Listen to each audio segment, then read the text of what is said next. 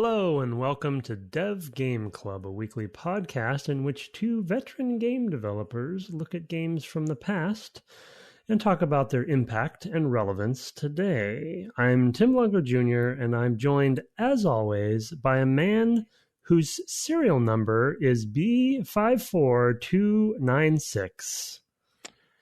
Brett Duville. What is that? That's Clank's serial number. Is that a serial number? Wow, it's funny that I do not know that. Took it straight from the script. I think that's what he says or something. I can, as you know, I can remember the numbers from Lost at the drop of a hat, but for some reason that one didn't stick with me. Sorry. Nice. Well, hopefully right. I have that right. But you know what I should do? I should get that tattooed. Like scan bars or whatever. UPC. That would be great. Everyone will think you're Hitman, but really you're Clank. Yeah, not on the back of my head, back of my hand. I said. Oh, hand. Okay, I thought you said yeah. No, the back of my head is for my Band-Aid, like Marcellus Wallace. But I also like Clank. He's terrific. Clank is fun. I keep forgetting actually to look up the voice actor for him. Because it just really, really sounds familiar. And I know it sounds like a lot of people because Clank is a pretty tropey kind of robot character, but anyway, I'll look it up as we're going. I'm looking it up. It's David Kaye. And what else has David Kaye done? I will tell you. Yeah, I'm pulling it up now. He has been...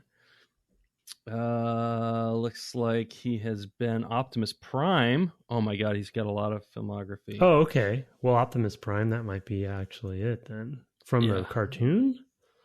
Or from something else? It looks like from the cartoon. Then he's super famous. I should have probably recognized his name right away. He has also played Megatron in Beast Wars. So there you go. So that's the TV one. Oh, and he was General Hawk in G.I. Joe. Okay, yeah. That's where he started. Yeah, man. That's like... That's a long... to be honest, like to get him as Clank in 2002, that's kind of a big get, I would say, too. Oh, yeah, for sure. Yeah, he's been in a ton of stuff. Yeah, he's been in a ton of stuff. I mean, Ratchet, he's kind of like, I could take or leave him because he's so kind of... He's just so snarky and teenagery and irritating, but Clank I like. Yeah, he's I mean, that's a character who changes a lot. Oh my god, I did not know this. This can't be true. This must be these must be the film versions.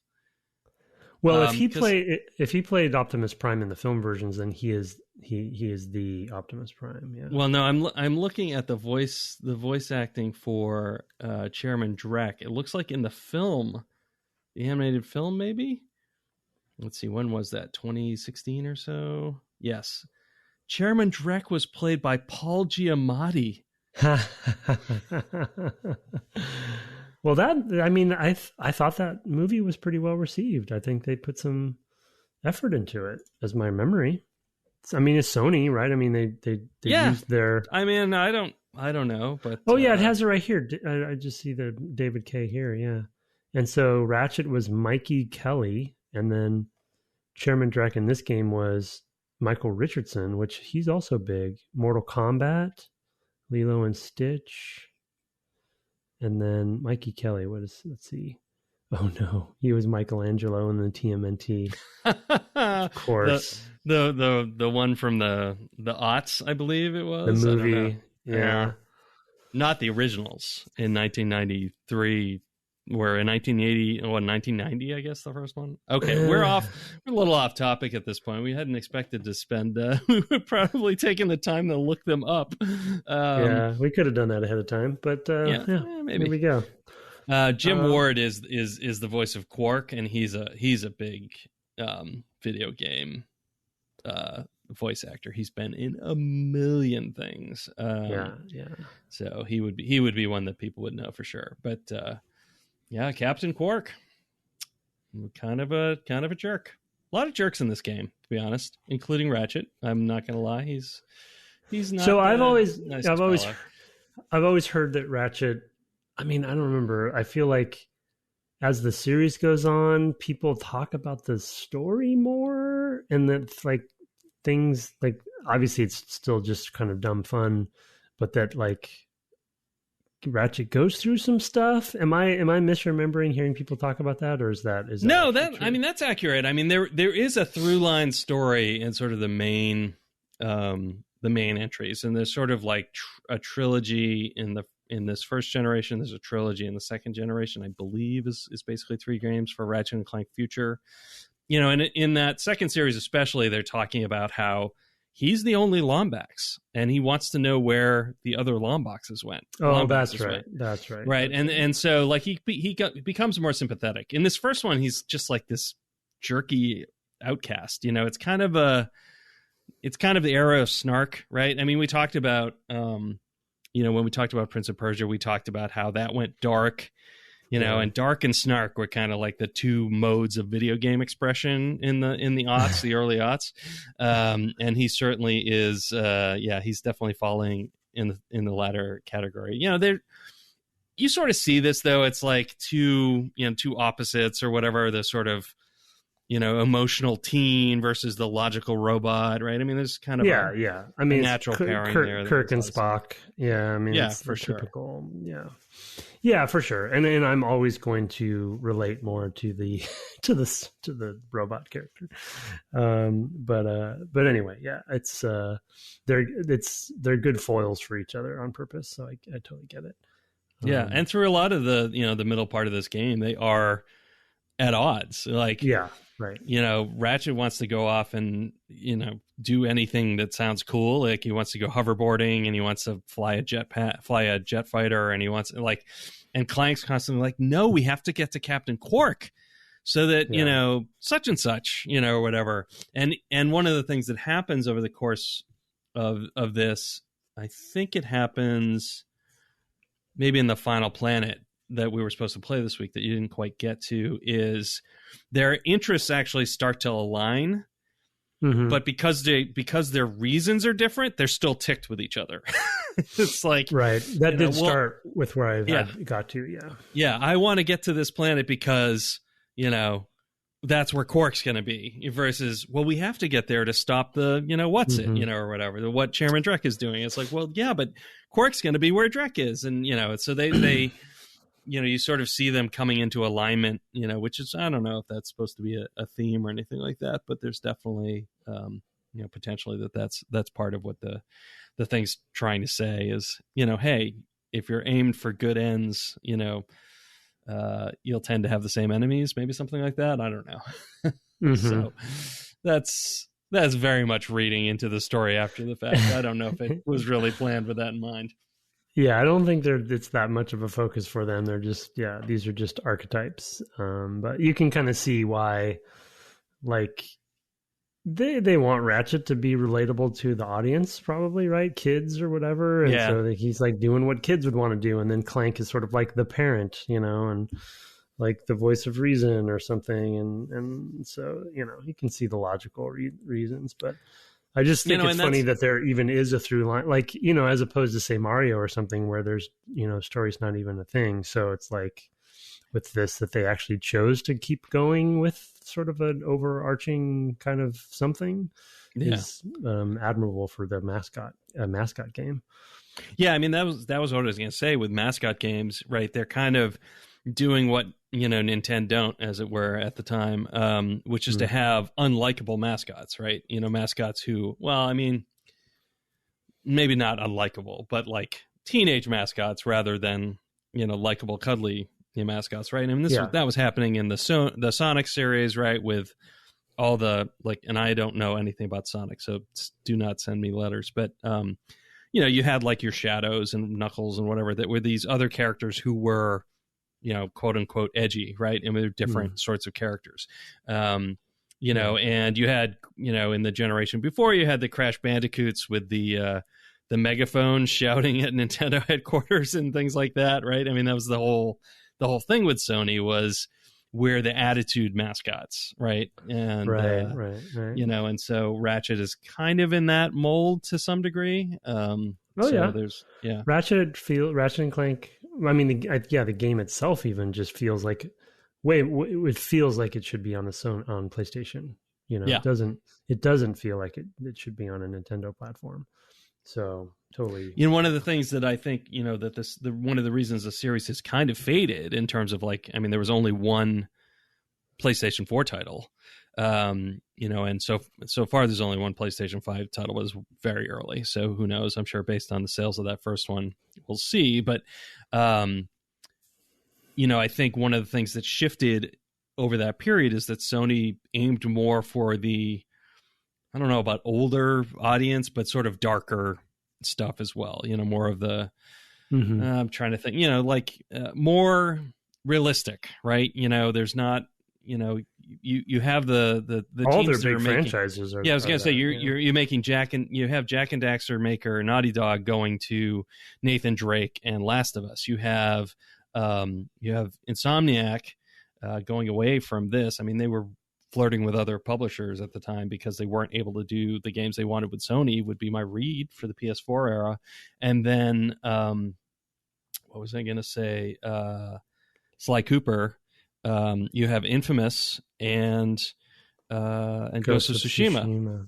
Yeah. So you've got this real shift in sort of three really big mascot character makers towards something more realistic, at least in terms of rendering, and such like that, and to the point of kind of abandoning Insomniac at the time, although they've fully brought them back into the fold now that they've had a bang up success with Spider-Man, and which itself moves more towards mainstream, I'd say, at this point.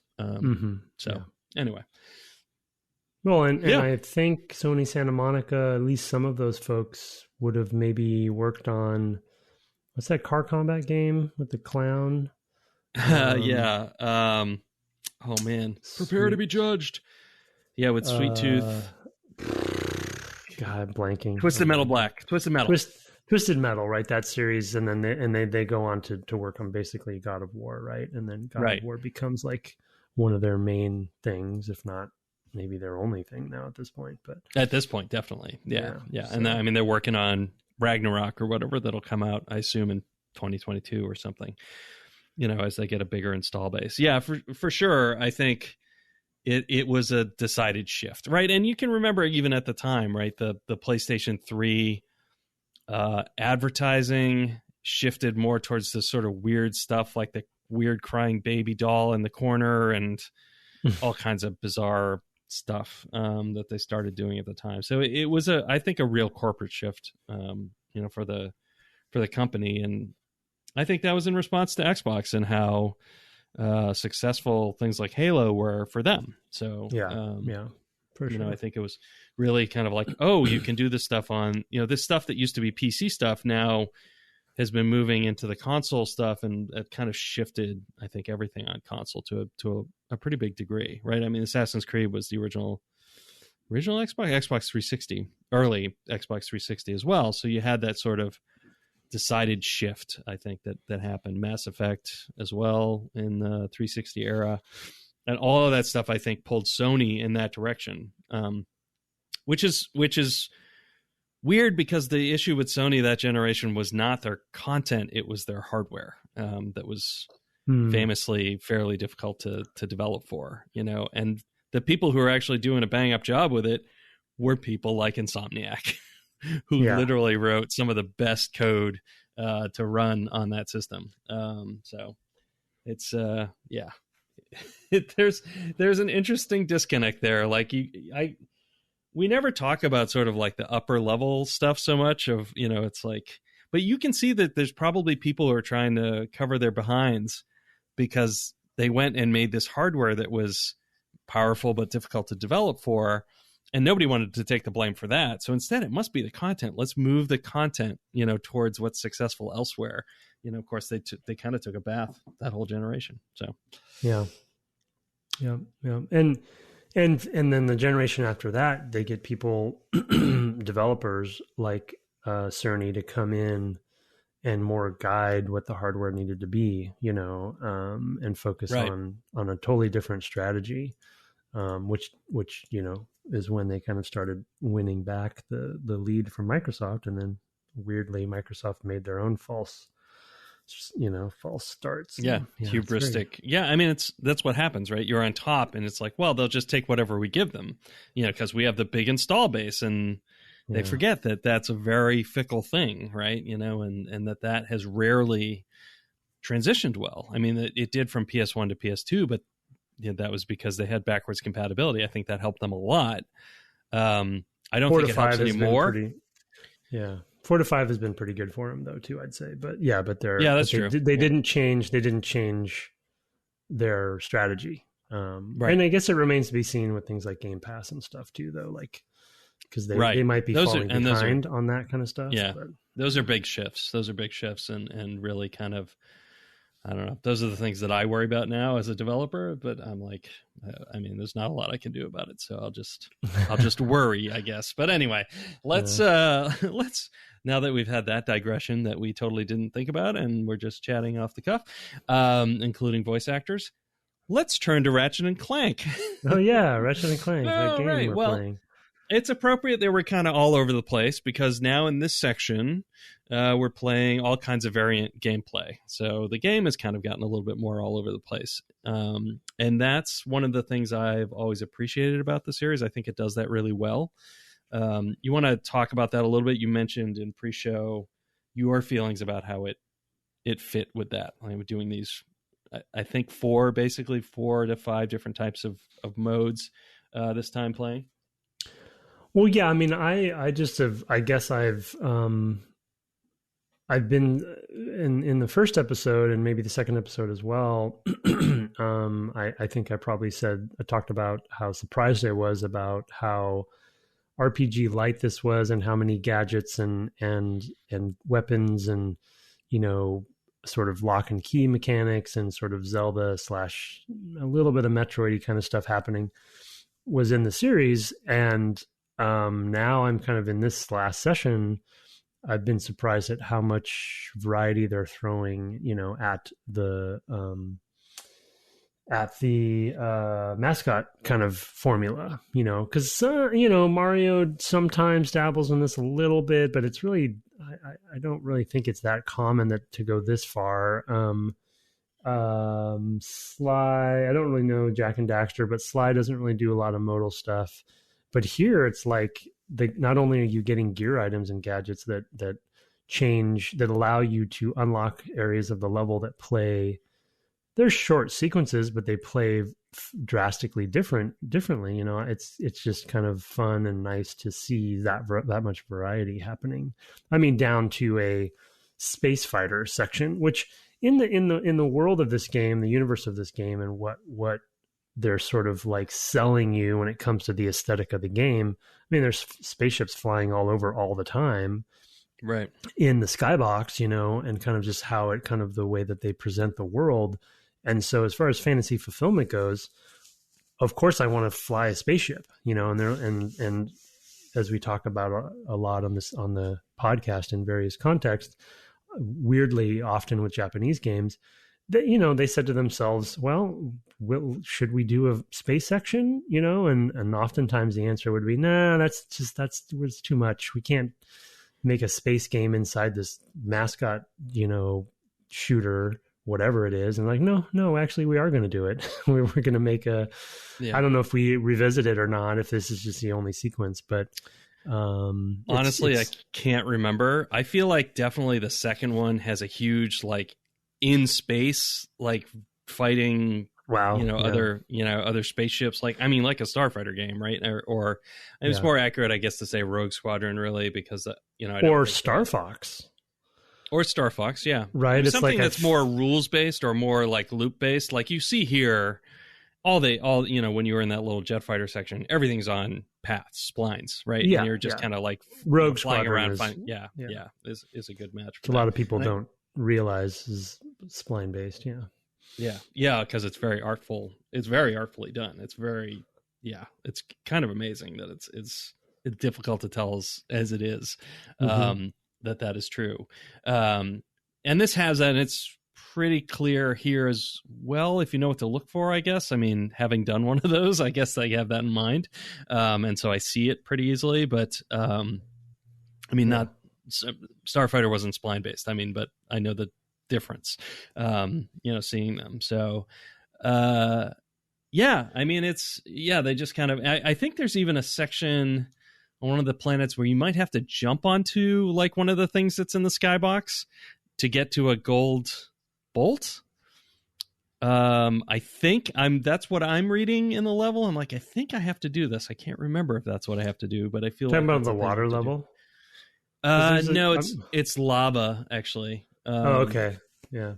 The map's interesting because on the water level, there's map sections that I was trying to figure out how to get to, but I wasn't sure if I was in the right place or not, or it was very confusing. Maybe you need to be able to go underwater for a long time, I think, to get. Okay. There's a place where you can. There's an underwater cave. Oh, I have the helmet now, so I guess I could. You could go back. Okay.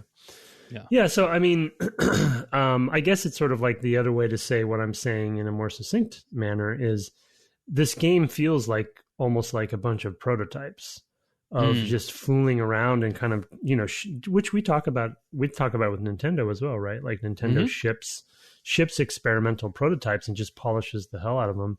And I don't know if, we talk about the Cerny method and blah, blah, blah, but heavily influenced by maybe Nintendo, potentially, you could see sort of their same mentality of like, well, let's see what sticks, right? And the flight section was interesting and unexpected. So in the second one, let's do more of that. We already have a shipped prototype, let's do a rail grindy thing. And that feels more like a roller coaster, and feels very different from the rest of the game. And so, and as you said, that sounds like that kind of becomes a staple of the games in the future. And then the Magna boots being another one. So, in some ways, it's sort of like a lot of the mascot games have sort of items like that change things up quite a bit. But I've been enjoying to what degree they are fooling with this. Oh, and the other thing that has been surprising me, because I haven't had enough bolts to buy all of the weapons yet, but there's clearly sections where if I had certain weapons, it's much, much easier to do those sections than without the weapons. So though it's not necessarily a binary lock and key, I feel like, that they are designing toward the possibility of you having certain things. And I'm thinking of one exact example in the refinery level where there's these starfighters that fire at you that are very hard to shoot at while they're firing at you. So, and I don't have the decoy weapon yet, and I'm betting the decoy weapon's pretty valuable there, and otherwise you're kind of cheesing your way through it and it feels like I'm not playing the way that I should be playing. So it's also, you can use the Devastator, like you can jump, and while you're in the air, I think you can generally target with the Devastator. Yeah, I was using the Devastator, but yeah, maybe I should try. It can be hard to yeah, but you need to get the targeting part. Yeah. I mean, it's not like we have ADS where I can just press the left trigger and then jump while firing, which I'm betting the modern ones adopt that. For other folks, aim down sights. Sorry. He just threw that in there. Every time he says it, I'm like, I don't know what that is. And then it clicks. Because I don't play games that have aim down sights in them. I need lots of aim assist. Thank you. So I mean, I think that that's a good point. I feel like I use the Devastator a lot on those. It's just I jump up in the air and do it. I use a lot of the little minions. I forget what they're called. The Glove of Doom. Glove of Doom is that I've used it on that level a lot too. I had a lot of trouble on the second sections of that. And then one of the secondary sections I still haven't even finished. It's just those pincher crab things are just super pain in the butt if you run out of Doom. So pro tip, go to first person mode, use the blaster. Yes. Well, I was doing that some. Yeah, yeah. And you mean take them out while they're sleeping? Yeah, take them out while they're sleeping. You can, just one at a time. And one of the things with them is like they wake up if you make noise near them. So you want to like take them out from across a gap, basically. Yeah. So you don't want to get up near them and have one of them wake up, because then they'll all wake up and then you're in trouble. So, there's a couple sections though where they dump you into them, and I feel like you can't get a beat on them from a distance or something. I forget what it was, what the problem was, but anyway. Yeah, but that's true. Yep. They're using they're using the tools that they have to. I mean, it's a good example of using the tools that you have to create interesting level design challenges for players.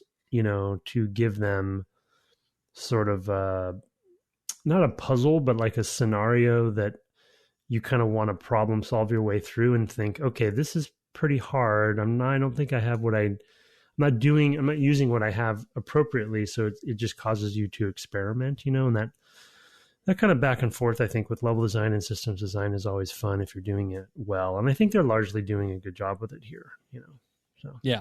No, I would agree.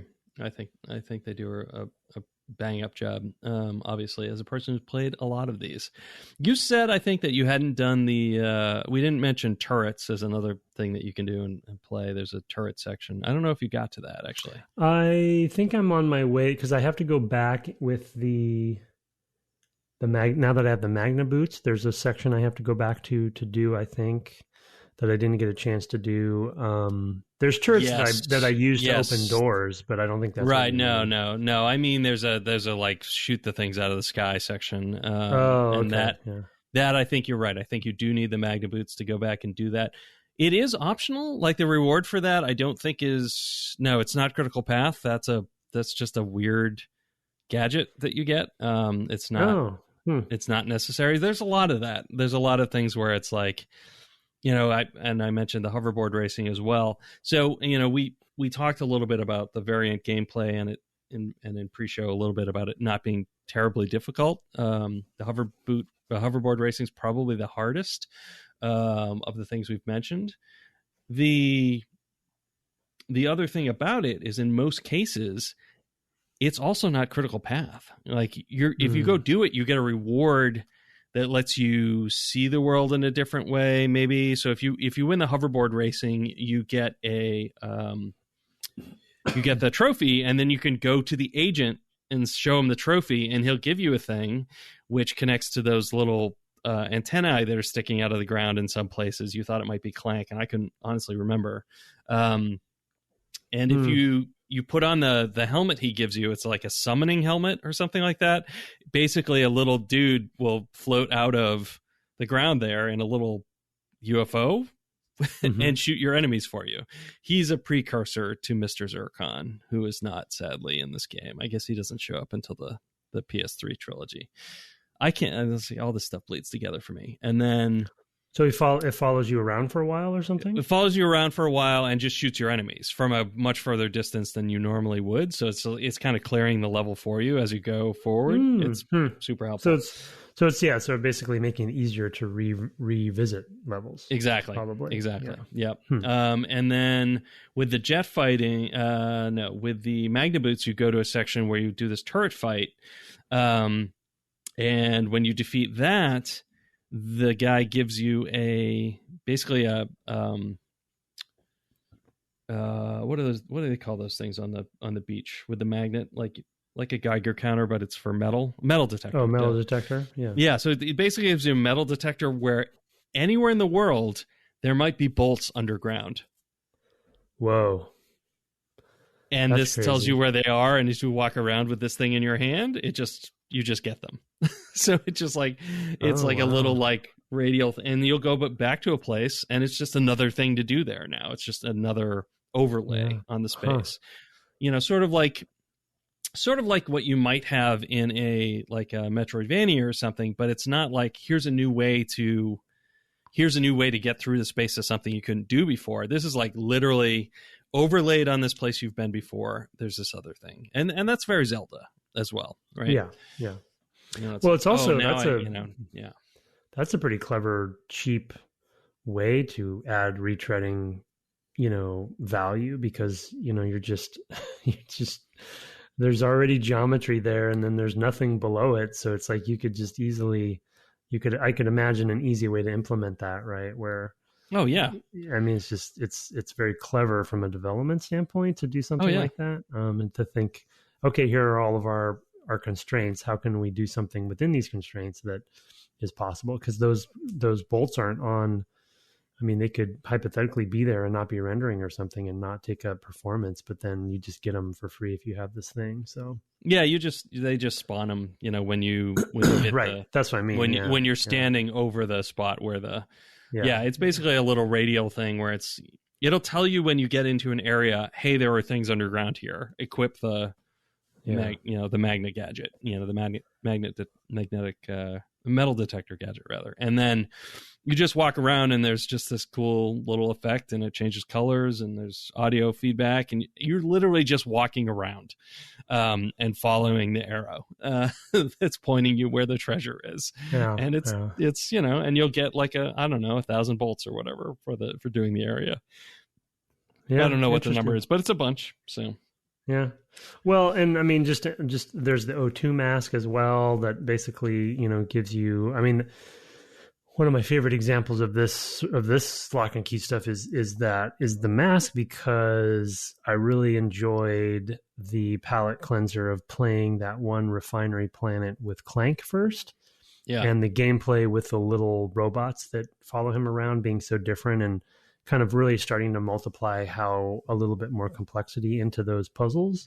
You have to escort them around, and there's a room that you because they can't climb, so you have to like guide them through that one room that had different leveled platforms, and then these sort of like gas enemies or something that were moving through, and you had to like time it, so you're escorting. It was very Pikmin, and then get them all to the door to open the door, because you need whatever 10 or 6 of the little guys. And then you see all this stuff, and then you realize, if you look at the map, there's a whole nother section that Clank can't go to. And then once you get the O2 mask coming back and doing that other section with Ratchet, and then that section also having Magna boots, so you actually need 2 things to succeed, at that level. So just kind of layering that stuff on. I mean, it's good, typical sort of retread, reuse of levels and having different layers. I mean, I think from a modern game design perspective, I definitely appreciate where we've come for this kind of motif being a little bit more, not necessarily traditional open world, but just more connected spaces rather than just reloading the level and starting from the beginning. I like the structures we've come upon now, and I'm hoping that maybe the modern ones do a little bit more of that, rather than just loading and going back to the level and starting fresh. I don't think so. Yeah, that's pretty much their model. I don't think that because it's planet hopping so much, right? I think is the big thing, is that you're dramatically changing the biome, basically, right? And so the way they do that is they do space travel. I certainly think they probably load in there a lot faster than they do on the PS2/PS3, but I don't think fundamentally the model has changed, right? I mean, that is a holdover from Spyro, right? Spyro works the same way. You go between hubs. The hub has places that you can go. Now you enter a gate or something like that, and it takes you to the new level, and you can go back there whenever you want, and et cetera, but very similar sort of structure, and something they've stuck with. They don't really do a fully open world game, I don't think, until Spider-Man. No, Sunset Overdrive actually is that way as well. Yeah. Yep. So which I've also played, and that has, if you like the grind boots, oh boy, have we got grind boots. That's the whole thing. Is all over the place in Sunset Overdrive. Yeah, it feels a little like a skateboard game, right? Like a Tony Hawk, and that like you have this radio. Or Jet Grind, where you have this different way that you interact with the world. You can run around, but you also can hop on these, grind things all over the place and jump, and it's pretty nifty game. I can't remember why I played it like crazy. I feel like I had thrown out my back and just was like, well, I'm going to lie on the floor this week, so I might as well play something the whole time. But yeah, good times. We did also have something we didn't talk about in pre-show, but we did have a boss fight. Oh, we did, yeah. That was more. I mean, we've had a couple maybe like mini bosses, I'd call them, before this, but this was like a legit locked in a room pattern recognition boss fight with that big ogre. The Snagglebeast. Oh, is that what it's called? A Snagglebeast? I believe so, yes. Oh boy, that's you're in deep, my friend. Tell us about Kingdom Hearts. There were a lot of Kingdom Hearts jokes being made when I was finishing. Sorry, spoiler, but finishing Death Stranding last night for some reason, because I think just because the lore is just off the charts. But anyways, Ratchet and Clank has lore apparently, so which is it's good. Any good franchise should have a little of that, in my opinion, as we know. But yeah, I mean, the boss wasn't like Light the World on Fire, no pun intended, kind of boss, but it was at least nice to see some effort put into, and I assume that when we eventually get to Quark or Drek, that there's going to be more traditional boss fights then, I hope. So yeah, we'll see how they do. And they didn't, definitely that one didn't live up to a Nintendo boss, but rarely does that happen. But yeah, no, I mean, but there was something there, right? You had to figure out like, oh, I've got to get this thing to chase me now that I've, taken it down. Where do I go? And you're kind of running around and not necessarily knowing what you should do. Yeah. And so there is kind of some discovery there. And then it's it's very repetitive. And it's like, oh, now I got to do that twice more. And it doesn't significantly advance in any way. But it had a lot of interesting attacks. I think probably the thing that other developers do with that is that this thing, I think, basically had all its attacks from the get-go. And so you were just dealing with what it could do from the beginning, right? It changed a little bit once you get it down to a certain amount, and then it changes its mode, and then that's why it goes across the bridges. Right. No, but other than that, it has the jump up and down stomp thing with the circles. It has, if you get really close, it directly fires on you, and if you're far away, it draws these lines that erupt in fire. It does a laser, and I guess lava is shooting up through the ground or something like that, I think is what it's trying to convey. But that's all it does, and it does that all three phases, right? So that's I think what makes it not really set itself apart is it has this thing. It's sort of like, well, at that point, why not just figure out the thing it does and then just have it die? Because you're not learning anything, so there's no progression to it. Exactly. And it doesn't get significantly more difficult, which I don't mind. I don't mind that it's not extra challenging, but it does feel it always feels like a letdown when there's nothing new when you change phases, and I think maybe that was something they were just figuring out, because I don't remember Spyro super well, even though it's not that long ago since I played the remasters, or at least a couple of them. I don't think I played all three. I don't really remember a lot of boss battles in those. Maybe there were, and I just don't remember them. But I don't know. I didn't play very much of them. Yeah, but they're probably similarly not very memorable, and they just hadn't kind of figured out what to do to make those different. But it's also kind of a laid-back game that doesn't care about that. So, yeah. Anyway. Yeah. Well, one small thing in that boss battle that I did appreciate is the stomping fire rings that came out that you had to jump over. There's a mini version there's an enemy that shoots a very similar thing on the ground. Yes. One of the guys with the gun that shoots those sort of similar rings. So it's, it's a good, probably intentional,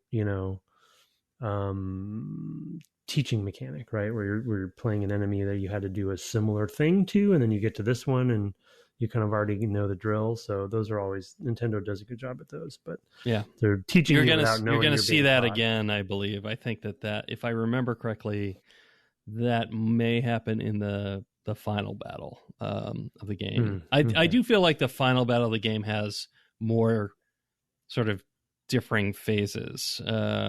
That's my recollection, but one of them I think builds on this idea. We'll find out. We're gonna finish this next week, so we'll see how it goes. But that's my recollection.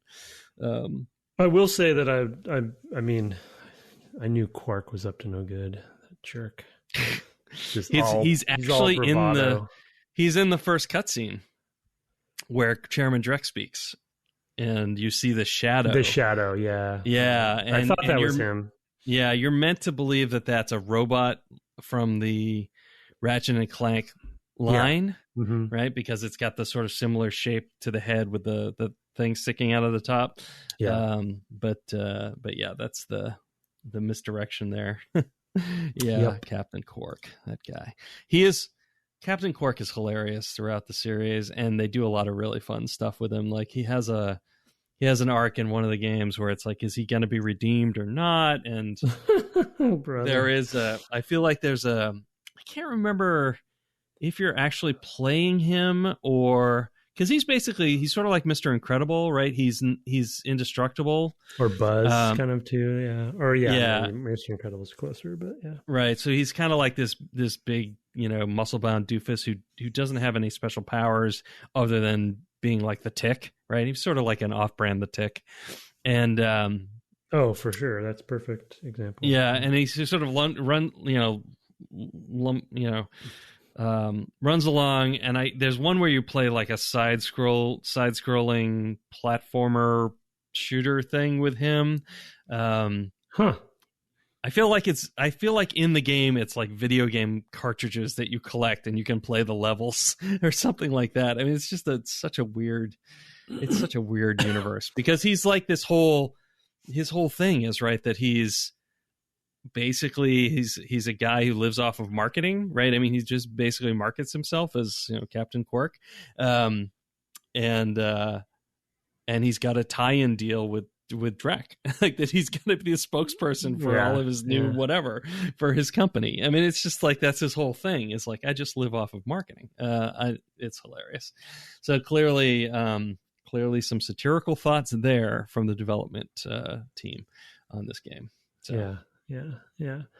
And it just feels like a franchise where they've, from the beginning, and clearly it sounds like they keep doing more and more and more of it. They're just like having great fun doing all sorts of experimentations and wacky stuff. I'm sure as you said, and I've heard lots of other people say that, having the guns and the shooting be a core part of the franchise and the fantasy fulfillment, that like it's a, having crazy science fiction, wacky, cartoony guns is, you can just go anywhere with that stuff. You can just have so much fun experimenting, and then opening the can of worms of just modes of play, and then it's good on them for just having a franchise that isn't afraid to just fool around and do fun stuff. And I hope, I've heard that the new one on PS5 was very well received. I don't know. I think I even heard some numbers about it that it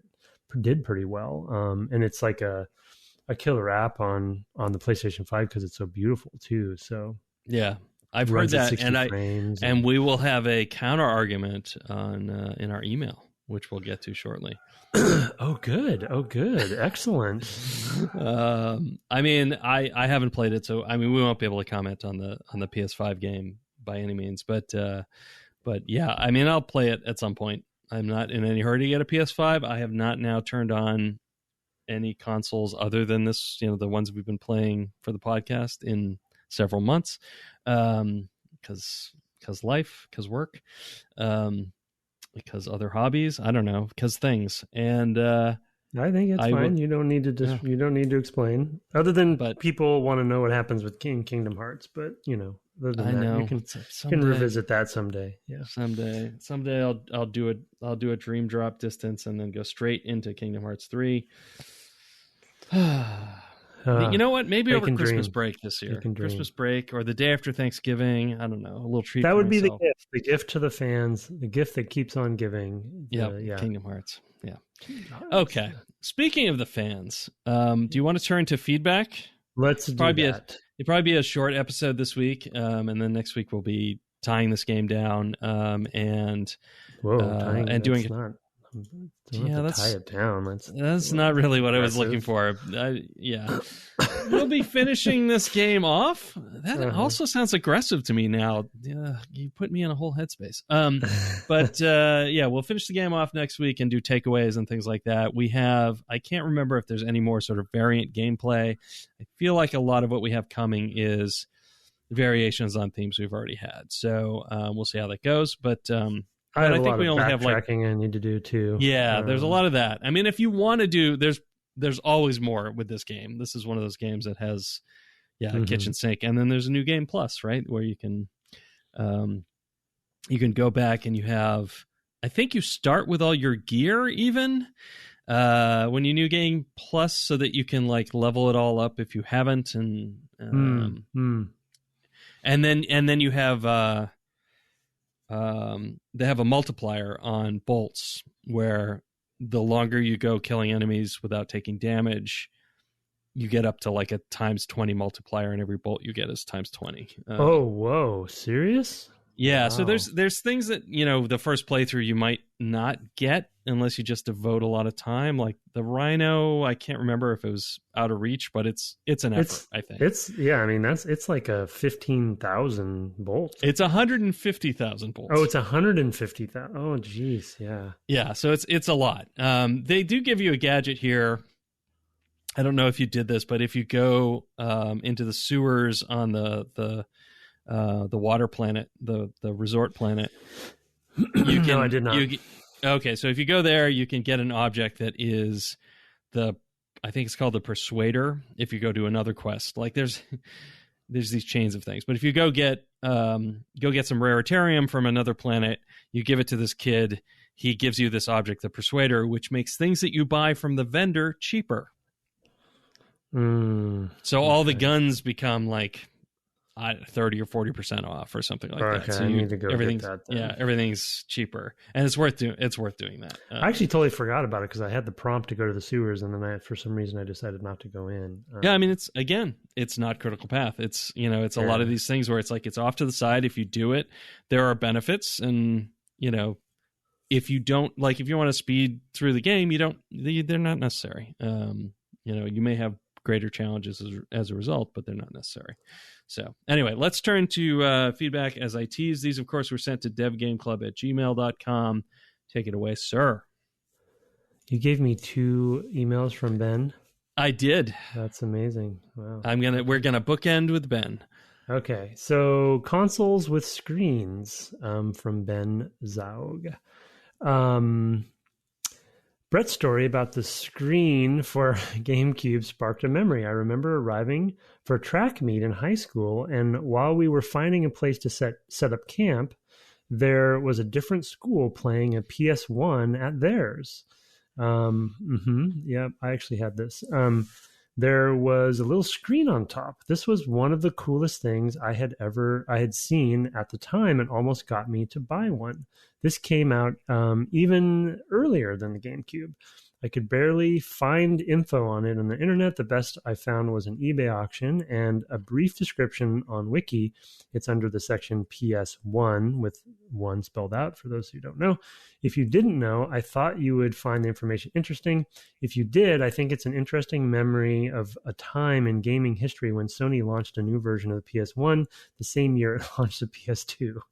Yeah, that's happened. So he puts the links in there. Thanks, Ben from Iowa, Zog. Yeah, I had this. I bought that little PS1 because I thought it was adorable, and probably singly to play Metal Gear Solid 1, and the little. I mean, once you get that little PS1, you got to buy the screen. I think somebody at work got the screen, and I'm like, oh, that's amazing. I mean, Yeah. We had the luck. We were very, very lucky to be game developers at this era because somebody inevitably in the company at LucasArts is going to buy some nonsense. They had like it. this, so Yeah, you're gonna exactly. see it. Yeah. And case in point, Brett buying the GameCube one is the That was actually after. That was when I was. Okay, all right. I was out here when I was interviewing to find my next my next job. It's also one of the things about this was that the PS1, one of the things Sony does, we talked a little bit about Sony and like their hardware approaches. One of the things that they always do is think ahead when they make their hardware to like, we want to get to the point where we can put this on a single, what do they call that? Like a die, basically to manufacture a single transistor, right? That is the whole system. On a wafer, right? Or whatever they call them. I'm not a hardware manufacturer. And they did, they did that with the PS1, and then they ultimately did that with the PS2, and the PS3 was the one where they were like, ugh, I don't know, because it was pretty complicated, and they had a lot of die manufacturing problems with the original PS3. But that's one of the things that happened to make the PS2. They put a PS1 in it to be the IOP, the input output. I forget what the P stands for, but whatever. The IO controller basically was a PlayStation 1. So there was a PlayStation 1 in the PlayStation 2. It just wasn't the original chip layout. They had they had made it smaller and were able to fit it and then fit it into the later on into there was also a PS3 backwards compatible PS2 inside, which also had a PS1 in it, right? So right. That's how they're doing. That's how they're doing backwards compatibility. You're saying, yeah.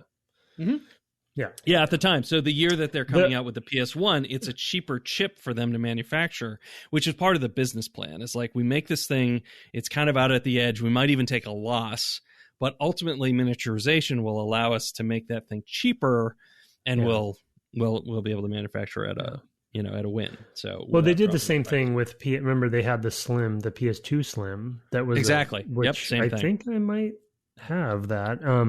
I have that. Yeah. So and they and Nintendo both do a fairly good, but also sometimes confusing job at crossing, the timeline crossover between the transitions, where inevitably, if everything went well, the last console iteration has a huge install base, and so they know that they don't want to completely leave those folks behind, so they will reissue a PS1, this little mini PS1, because there's so many games out there, right? And to Brett's point, they're super cheap to make. So let alone the backwards compatibility point of the future one. The case in point, a game we played actually that was an example of this sort of strategy was God of War, which came out very late in the PS2's life cycle, very near to the time PS3 came out, which we probably talked about on that series. You can go back and listen. But it still was a huge hit because even though PS3 was out and imminently out, there just were too many PS2s out there to ignore it, so that kind of crossover, and Nintendo does the same thing, right? Like the 3DS is a good example, right? And the DS, where they just kind of kept launching games even though the new consoles had come out. So yep, for sure. All right, I have one here that is a Final Fantasy VI ramble, and it rambles. This is from Truffles Mochaccino. Okay. Quite a name. Hi there, I'm playing along with you. I usually don't, but this one was already calling to me. You're both way ahead of me, though. Well, maybe not anymore, but I got pretty distracted by other things in life now. I'm just listening to your 6th episode. Oh, you have a few to go. Trying not to glance at the most recent episodes in the list so that I don't know what game you're playing now, nor how many episodes there will be on Final Fantasy VI. Anyway, I just wanted to share how I'm playing. The game is being run on the SNES Classic Mini, but I'm using an unofficial ROM that I downloaded onto it. This version has the uncensored Japanese artwork, which is pretty tame. Don't get excited. For the most part, it just means less drapery over the nude statues and espers, as well as a better script and more accurate labels for spells, techniques, names, etc., including Biggs and Wedge, and of course a big VI on the title screen instead of 3. I'm really happy with this because one of the things that held me back from playing the game all my life was knowing that there were 3 different official versions and none of them definitive. I sampled each. The GBA version doesn't sound good. I want to follow up here with a note from a later a later email because they wanted to clarify. Truffles meant that the sound chip in the GBA doesn't have the same warm tones as the SNES one, because it's not quite as it's not quite the same sort of hardware. Anyway, the SNES version's defects I already mentioned, and the PlayStation's got a bit of load time between all the battles and menu openings, which just glug it up a little too much. Although I'd like to watch all its CGI scenes. Come to think of it, maybe why Tim's not enjoying the random battles is because of the delay. Oh, yes. For my part, I've been enjoying random battles here for the first time in my life. They're quite snappy, and I enjoy seeing the progression of spells being learned, and the prog music tracks are pretty boppy. Though, of course, I do still have parts of the game where it's just too grindy, and I need to mute everything and listen to a YouTube talk while I forge slowly onwards. Okay, and here I thought I'd share my cast list just for fun. I renamed most of my characters according to the original Japanese or whatever I found pleasing. Cayenne... the Japanese is Kaien, Kaien. Says rhymes with sky hen. Sabine for Sabin. Ceres, Seris for Celis, Japanese. Setzer is Setsa, Setsa. Says a little bit like Sarah, so Setsa. Sarah, I guess. Tara stays, and Edgar stays. Poof. And Truffle says, poof, whatever that guy. And then the rest he or she or they say are all pretty cool already. That Gao is fitting. And Strago is the only character I'm still not happy with. In Japanese, he's called Stragos. One of those letters won't fit, so I decided the final S was more important than the R because it seems like an ancient Greek name. Now he's Stagos. This way, it's also a bit like stag, which is a nice animal. Maybe he can morph into an animal? I thought to myself, I don't know. All right, cheerio. So that is from Truffles Mochaccino. Thanks. I hope by now you've caught up. Maybe you haven't though. Maybe you're listening to this a long time later. I like the Cayenne. That really helped me. Kaien, Skyhen. I was like, oh, that makes sense. Because Cyan just did not work for me, which is why that was one of the ones I had to rename. And I think the only other one I renamed was Shadow. So, right, and I let him die.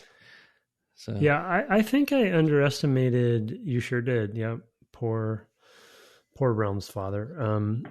I think I definitely did underestimate. I mean, I didn't know any better because I wasn't comparing it to anything, but I do think that delays did impact, my enjoyment of the game. I still really enjoy the game, and I still, hope to finish it someday. But I will say, like, that it's just, how it goes. It's like bad frame rate. It's just slow enough where you're just like, ugh, just so sloggy, and it just feels like kind of broken. So as I've already said multiple times, my regrets on that. But yeah, it's a shame because it just feels like something that is just, I don't know. One of the other things I wanted to bring up talking about this is that, and I basically want to direct folks to a discussion on a different podcast, but the most, not the most recent episode. Now I'm going to look because I don't remember the number. Episode 418 of Waypoint Radio. I believe they had a couple guests where they specifically talked about, they have these new pixel renders of Final Fantasy games that are coming out for like iOS and maybe modern consoles. I don't know. I haven't really been paying attention, but they point out like that. Square Enix has never been really particularly good at this. When they issue re-releases, it doesn't really make anybody happy. So I would say that that's true of your PS1 port, is that it has some real failings, even though they added some stuff that is interesting and cool, those pre-renders. It's like, at the same time, you probably would have been fine not having those in favor of having better transition times to the menus or whatever, right? I mean, it would have had a much bigger impact on your life. Same thing with Chrono Trigger, probably, because you also had those cutscenes, as I recall.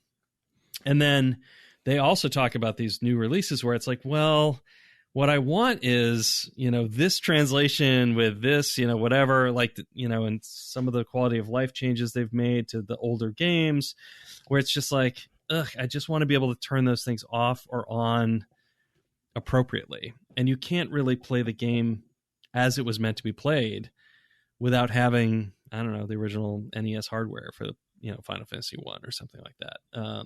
Because they've added quality of life things that really change the game. So it's interesting. It just feels like they're. I mean, it's the most cynical way to think about it, but it's like they're because they don't seem to be doing their research on what people really would want out of these ports. They don't know their audience. I don't think they really are porting them that much for new audiences, to be honest. But maybe that's their goal. But they just don't seem to be understanding sort of the history of their own game. And therefore, it kind of just ends up feeling like a cash grab. Yeah. In the most cynical way. And if that's the case, then that's why they don't put the time into the port. They're just like, well, just get it out anywhere and people will buy it, and probably is true. So it is too bad though, but yeah, it may well be true. I mean, it may be just like, hey, what can we do this year for this fiscal, whatever. Well, Final Fantasy 16 is still, 2 years away. We're not going to have another Final Fantasy 7 chapter for, another 4. What can we do? Well, let's. Oh yeah, that's absolutely or whatever. Case. Yeah. Yeah. I've been there. Yeah. You've literally been there. So yeah, I can imagine that it's like there. All right, why don't we bookend with Ben? All right, Ben, Ratchet and Clank from Ben Zaug. Didn't we just hear from this guy? Thanks to Dev Game Club, I have learned a lot about video game design. I seriously doubt I will ever make one, but I find it fascinating. It's helped me better understand why I like or don't like certain parts of games, which is awesome. Like Brett, I love the Ratchet and Clank series. I have played them all multiple times. The knowledge you have imparted has allowed me to understand where and why the newest one, Rift Apart, left me disappointed. Oh no. Even though it seemed to be incredibly loved by the internet, it makes me feel a little better about my opinions, even when they disagree with the majority of people, and I'm quite thankful to both of you for that. I hope Tim enjoys the original Ratchet and Clank. Maybe we can get him to dive into the series like Brett did with Kingdom Hearts. It's vastly shorter time investment. Thanks, Ben from Iowa, Zaug.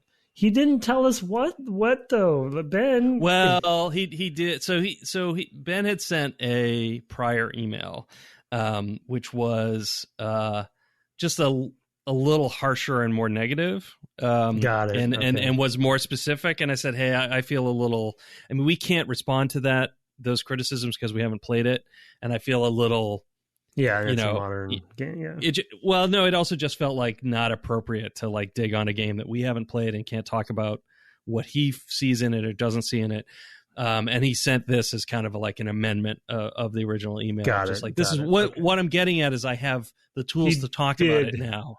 Yeah. Right. Yeah. Because I've been listening to you guys, and I thought that was important to share, and I liked that part of it. That part of it is I didn't mean to diminish this part of what his point is, which is awesome that our podcast has helped him in that way. But now I'm curious to know, which I'll play.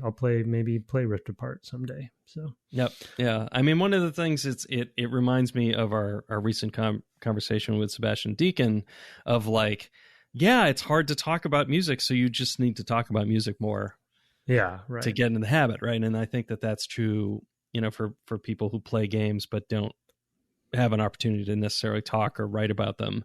That it can be difficult to explain what you like or don't like without engaging with those sorts of conversations, whether you're, listening to a podcast or, posting about it on the internet or something like that, which was kind of how the whole blogosphere worked back in the, I don't know, mid-aughts or whenever we started all that stuff. So yeah, anyway, thanks for the mails, Ben from Iowa, Zaug. We appreciate it. And Zaug really feels like it should be a Ratchet and Clank planet, in my opinion. So very appropriate that we hear from him here. Nice. So thank you. Of course, those, like I said, can be sent to devgameclub@gmail.com. I am now checking to see if a review came in because I had no internet yesterday and did not think to check. And one has not, so we're good. But folks should please send us those there on their podcast listener of choice, Apple Podcasts and other apps like that. And their reviews help us reach new listeners. Or you know what? If you have reviewed it, just tell a friend. We love, of course, to hear from everyone. You can find the podcast on the web at devgameclub.com or on Twitter at devgameclub, where you can also find my co-host at Tim Longo Jr. with a JR at the end. I've been hearing that someone recently finished on twitch.tv/Tim Longo Jr. with a JR at the end. One Death Stranding. Is that true? I did. It was I had just about 2 hours left last night, and that was my usual stream time. So I went a little over, but yeah, we did it, folks. We did it. And Calamity was there. Bio came on. Mystery Dip, Lost Lake. OLG was probably there, but stealthing. As they usually do. Yeah, but the funny thing about it, because the end of the game is very BB-28 heavy, so there's babies everywhere and babies being held and crying and multiple babies, and then Bio, who just had he and his wife had their baby or a baby. That's our new listener. Yeah, a new listener. Their new listener, yep. Gavin. And so he didn't. He's on the East Coast, I think, so he didn't get to stay up the whole time. But for most of it, he was there with his baby on his chest, sleeping as Norman Reedus was running around with his baby on his chest. So I thought that was funny. And it's just a fun game to play with people who either have played it or don't want to play it, but want to know but want to know what's going to happen, because it is just so wacky. And man, I mean, multiple credits with scenes and gameplay in between the credit, like literally the same credits, like not new credits, the same credits, same people. And you're like, is this the end? Oh no, I'm still playing. Okay. Is this the post-credit scene? No, it's about an hour and a half. So it's definitely not a post-credit scene.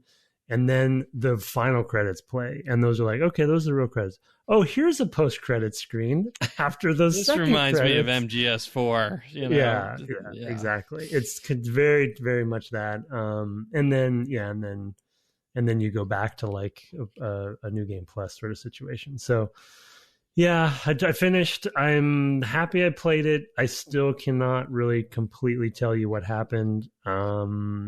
But there were definitely some, it's true to form Kojima. Like the last, quarter to fifth of the game is him basically rushing through telling you what the heck is going on, this whole time. Like I think it was 41 hours I clocked.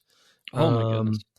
And it's like for most of that, I had no idea how everything related. And so it's like exposition crazy at the end where just people are just talking at you. So of the session last night, which I basically ended at a really good place the previous session, because I basically had finished a big boss fight. I was kind of like, okay, I've gotten to this place. The last session, I would say I played about 10 minutes of gameplay or so, 15 minutes of the hour and 15 minutes. Or 2 hours and 15 minutes. The rest of it was cutscenes. So that is also MGS4. Yeah. So it was a lot of just talking at me and kind of describing like, were you confused? Well, let me try to help you. And then no, now I'm more confused. Thank you, Kojima. Anyway, I'm glad I played it. I do feel a draw to go back to it someday, because there's definitely some extra stuff I didn't do. Well, there's a director's cut coming, so... Yeah, and that's like, I don't know if that means I have to start all over. I feel like the progress I've made, I don't know if I'd want to start all over, but anyway, yeah. So I'm done. My understanding it's the fourth playthrough where everything really settles in. Yeah, right. Well, Yeah, there are those games out there too, like Nier Automata, right? That's true, with its 26 endings. Yeah. So anyway, yeah, I'm done, folks. The big question is what's next? Yeah, so I had a couple ideas. I'll probably put a vote up on Twitter. Like, to be honest, one that I'm really hesitant to do, but I kind of want to do is play a Soulsborne game of some kind. So I was thinking Bloodborne, maybe, because I hear that it's sort of like a nice, a little bit more user-friendly version of those games than Sekiro or the Dark Souls games. So that was one on my mind, and it probably would make for good streaming because it's so, hard and wacky, and I don't know. But it might be just too frustrating to play on stream too. So, yeah, but I don't know. I have a couple thoughts. But yeah, I'm open to suggestions. I thought about Horizon maybe because I never got to finish that. Yeah, I played that on stream. That was a lot of fun, that game.